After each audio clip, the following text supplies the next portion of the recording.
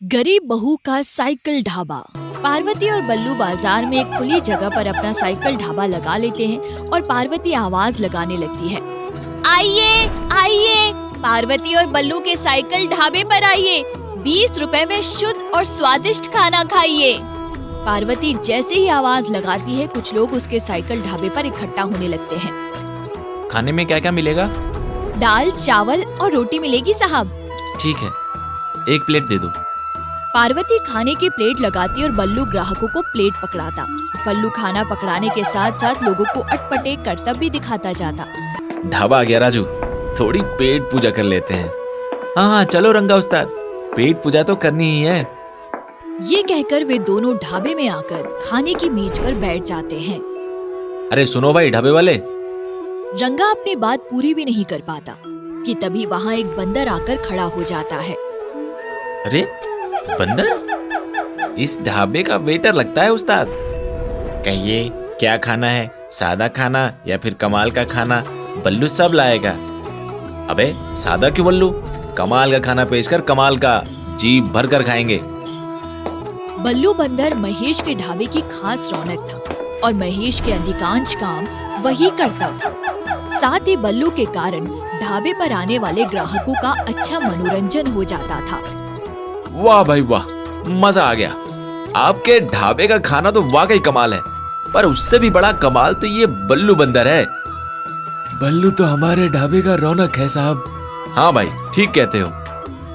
महेश का ढाबा अच्छा चल रहा था और वो अपनी पत्नी पार्वती से हमेशा कहता था, अरे पार्वती, तुम भी मुझसे खाना बनाना सीख लो। खाना बनाना भी एक खास हुनर होता है। तभी महेश की माँ गायत्री कहती है, और ये हुनर औरत में तो होना ही चाहिए बहू। ठीक है माँ जी, आप भी यही चाहती है तो फिर मैं कैसे मना कर सकती हूँ।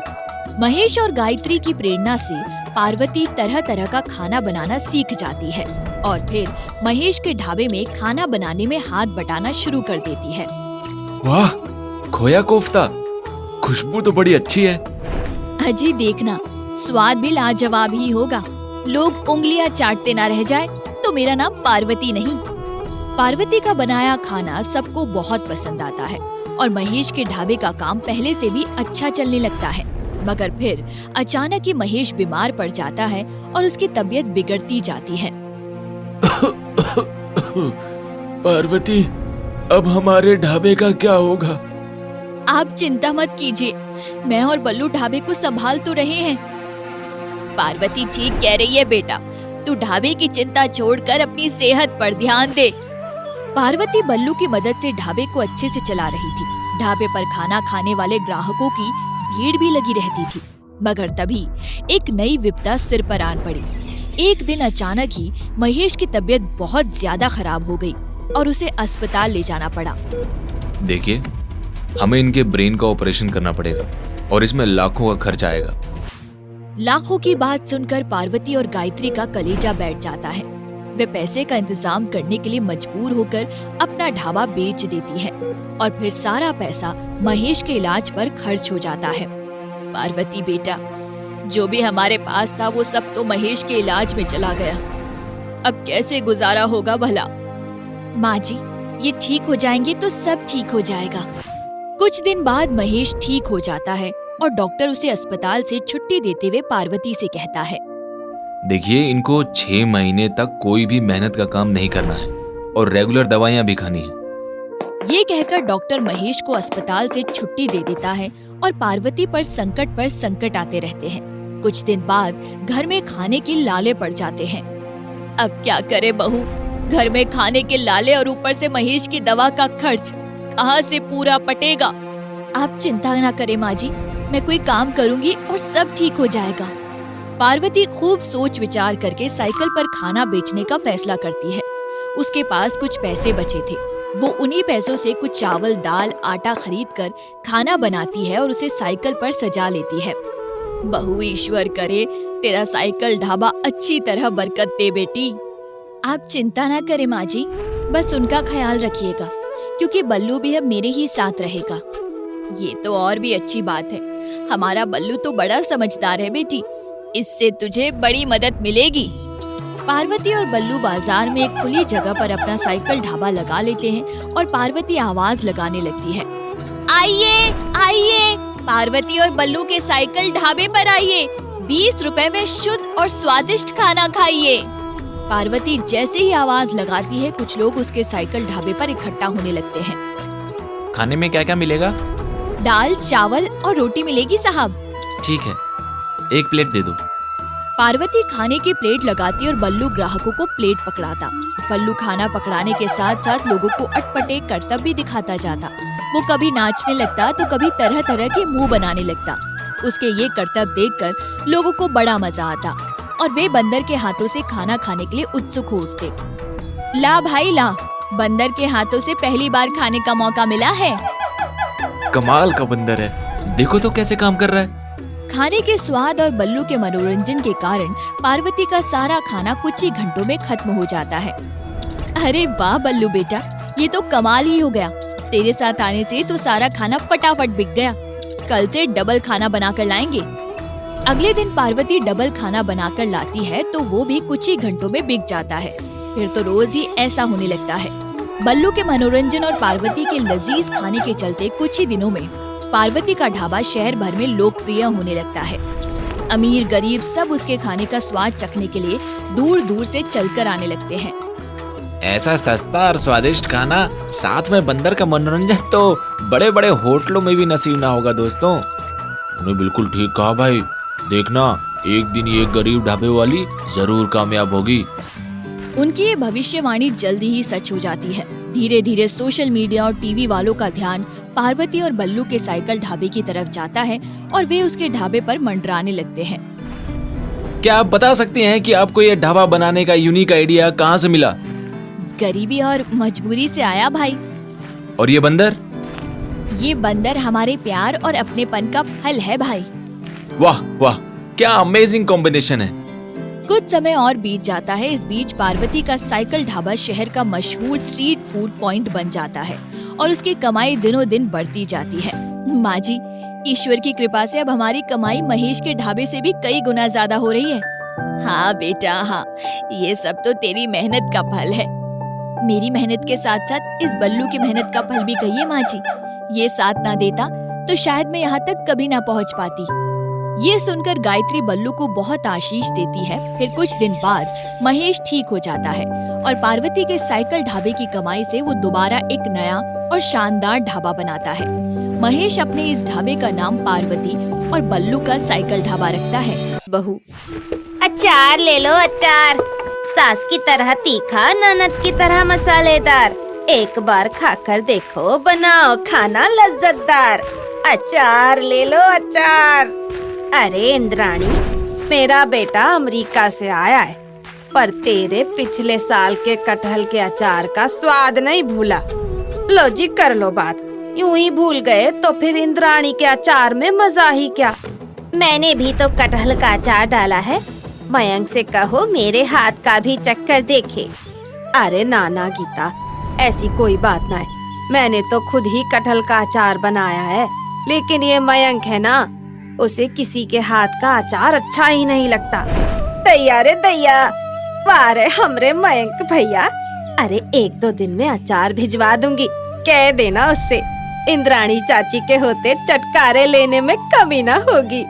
सुरभि की पड़ोसन गीता अपने पति से कहती है, अपनी बेटी के लिए मयंक का रिश्ता बहुत अच्छा है जी, जाना सुना लड़का है और कोई मांग भी नहीं। अरे मयंक कोई ऐसा वैसा लड़का नहीं है, अंतर्राष्ट्रीय कंपनी में जनरल मैनेजर है।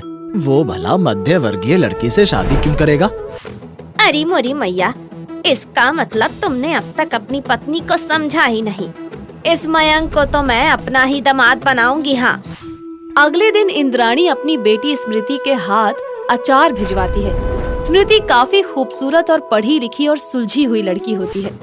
अरे ये तो बहुत सुंदर है, इसका पत्ता काटना होगा वरना रागनी का पत्ता ही कट जाएगा। अरे कहाँ जा रही हो? माँ ने अचार भिजवाया था काकी, वही देने जा रही हूँ। अच्छा ला ला, मैं दे दूंगी, मुझे दे दे। गीता अचार में बहुत सारी मिर्च और नमक मिला देती है, फिर बाहर आकर बोलती है, अरे ओ स्मृति, तू ही ले जा। अभी याद आया, मुझे तो थोड़ा काम है। ले जा। कोई बात नहीं काकी, मैं ही ले जाती हूँ। स्मृति सुरभि के घर पहुँचती है। सुरभि काकी, कहाँ हैं आप? माँ ने अचार भिजवाया है, कहाँ रख दूँ? अरे कौन है? अच्छा स्मृति, अरे मयंक स्टडी में बैठा होगा, उसके हाथ में अचार दे आ, वरना मेरा सर खा जाएगा। स्मृति स्टडी रूम के अंदर जाती है और दूसरी तरफ से मयंक बाहर आ रहा होता है। दोनों टकराते हैं और अचार का कुछ मसाला मयंक की शर्ट पर गिर जाता है। इस तरह घर में क्यों घुसी चली आ रही हो? मेरी पूरी शर्ट गंदी कर दी। अब मुझे माफ कर दीजिए, मैं तो सिर्फ ये कटहल का अचार देने आई थी। अब सॉरी। कटहल का अचार? जरा देखूं। ओह माय गॉड, ये तो बिल्कुल जहर है, जहर। क्या हो गया काकी को? इसे खाना असंभव है, वापस ले जाओ। अब हाँ, मैं माँ को बता दूंगी, अगली बार से ऐसा नहीं होगा। अब मयंक की नजर सहमी हुई स्मृति पर पड़ती है और वो उससे नजर नहीं हटा पाता। मैं स्मृति हूँ, आई एम वेरी सॉरी कि मेरी वजह से आपकी शर्ट गंदी हो गई। अरे नहीं आई एम सॉरी, एक्चुअली मैंने देखा नहीं, गलती मेरी है, मैं चलता हूँ। स्मृति की साड़ी का पल्लू मयंक के गले से छू जाता है। उसकी गंभीरता को देखकर मयंक उसकी तरफ आकर्षित हो जाता है। मयंक बेटा, चल तेरे लिए खाना परोस देती हूँ, अब अपना फेवरेट अचार भी खा लेना। हाँ? माँ, अचार बहुत ही तीखा है, मैं नहीं खा सकता। वैसे भी उसके मसालों से मेरी शर्ट बर्बाद हो गई। ये जरूर स्मृति की गलती होगी। इस लड़की को ना जाने कितना गुरूर है। ऐसा क्यों कह रही हो माँ, क्या हुआ? पूरे शरीर से अचार के मसाले की बदबू आती है, पर नखरे ऐसे हैं जैसे कोई राजकुमारी हो। लेकिन माँ, वो बहुत सुंदर है, वो किसी राजकुमारी से कम भी नहीं है। मयंक की बात सुनकर सुरभि को स्मृति से जलन होने लगती है। कहीं मयंक को स्मृति पसंद तो नहीं आ गई है। हे भगवान, क्या अचार वाली की बेटी मेरी बहू बनेगी अब? नाग पंचमी के मेले में मयंक मन बहलाने जाता है, जहाँ उसे स्मृति दिखाई देती है। चुपचाप वो उसकी ओर देखते हुए सोचने लगता है, इतनी प्यारी लड़की है, उसके चेहरे पर कितना भोलापन है, जरा सा छल कपट भी नजर नहीं आता। बात करके देखता हूँ। अरे आप देखिए, खूबसूरत लड़कियों को मेले में अकेले नहीं घूमना चाहिए। जी ऐसी बात नहीं है, वो तो बस यूं ही माँ के साथ आई हूँ। अरे तो आप मेला घूमने नहीं आई हैं? जी, वो आपको माँ के हाथ के बनाया अचार पसंद है ना, खासकर कटहल का अचार। जब अचार बनाने वाले के हाथ आपकी तरह मसालेदार होंगे तो अचार तो मजेदार बनेगा ही। मुझे अचार वाली भी पसंद है। वो माँ ने यहाँ पर अचार की दुकान लगाई है, आप आइए ना। कटहल के तो कई तरीके के अचार हैं, सूखा अचार, मसाले वाला अचार, खट्टा मीठा अचार, मेरा मतलब खट्टा मीठा अचार, कटहल का अचार। आओ बाबूजी, तुम्हारे कदम बहुत शुभ हैं। मुझे अभी अचार का बहुत बड़ा ऑर्डर मिला है। हाँ चाची, तुम्हारे घर तो लक्ष्मी जैसी बेटी है, लक्ष्मी तो आएगी ही।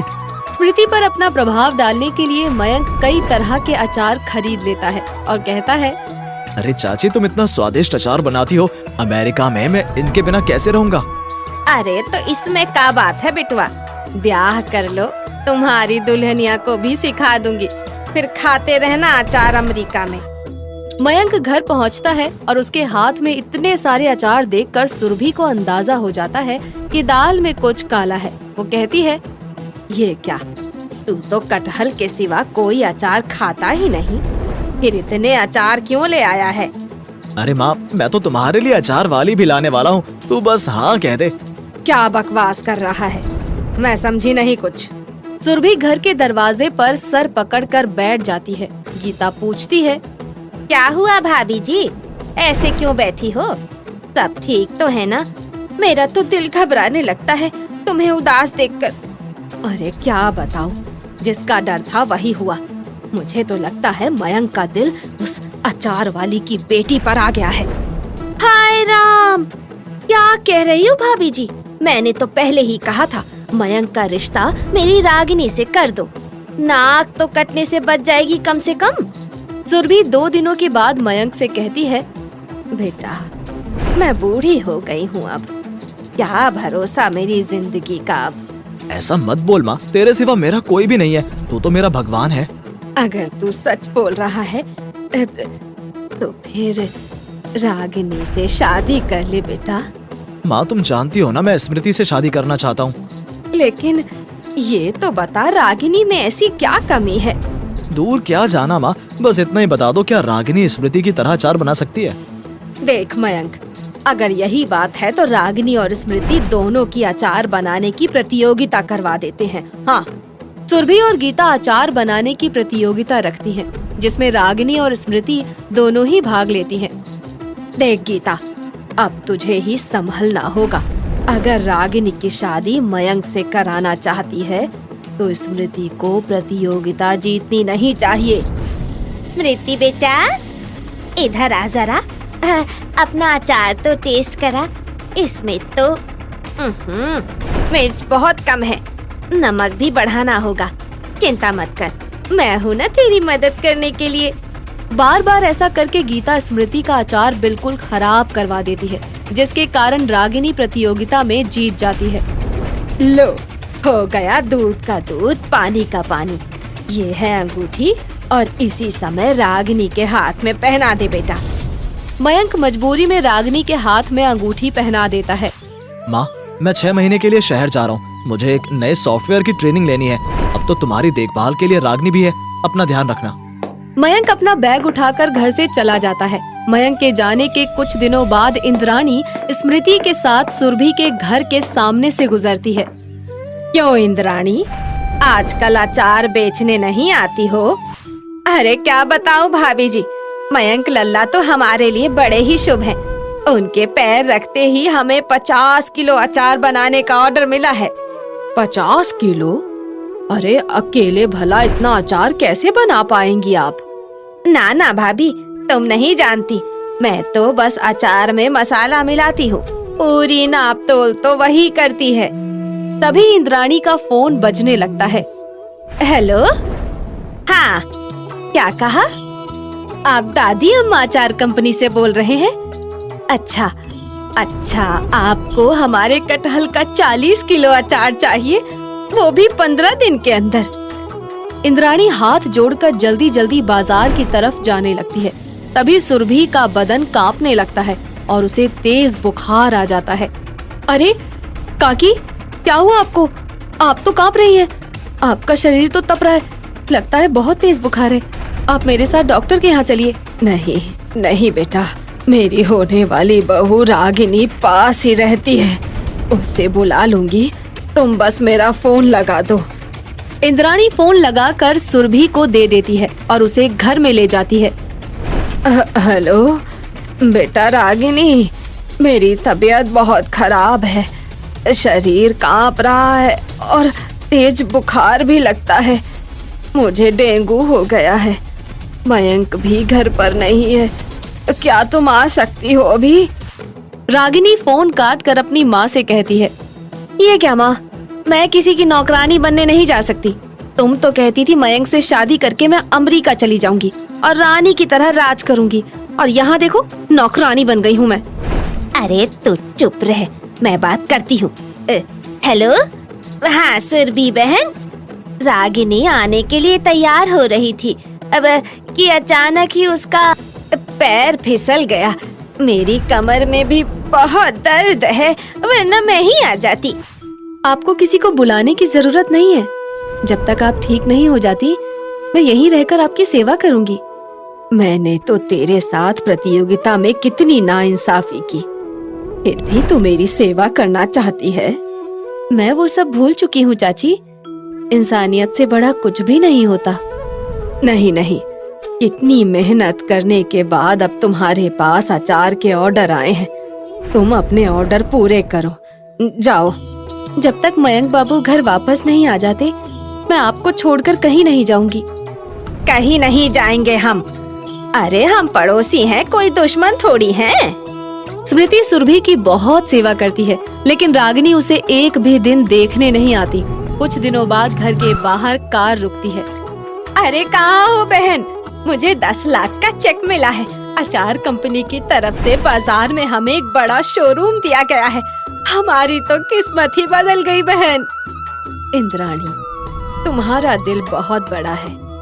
मैं तुमसे एक छोटी सी चीज मांगना चाहती हूँ। अपनी स्मृति को मेरी बहू बना दो बस। इंद्राणी को विश्वास नहीं होता। सुरभि उसे गले लगा कर कहती है, अरे मेरी अचार वाली, आज से तू समधन हुई। आज के बाद मेरे यहाँ आने वाले अचार सबसे ज्यादा चटपटे होने चाहिए, समझी? अरे अचार वाली सासू माँ, सब कुछ भूल जाना, पर मेरे कटहल का अचार पैक करना मत भूलना, क्योंकि कटहल के अचार नहीं तो मेरे जीवन में चटपटे स्वाद भरे हैं। और इसी तरह से सब लोग खुशी खुशी रहने लगते हैं। आ गए आप? आ ही गए हो तो चैनल को सब्सक्राइब कर देना, और वीडियोस अच्छे लगे तो लाइक और शेयर भी कर देना, और बेल आइकन जरूर दबा देना ताकि आपको नई वीडियोस की नोटिफिकेशंस मिलती रहें।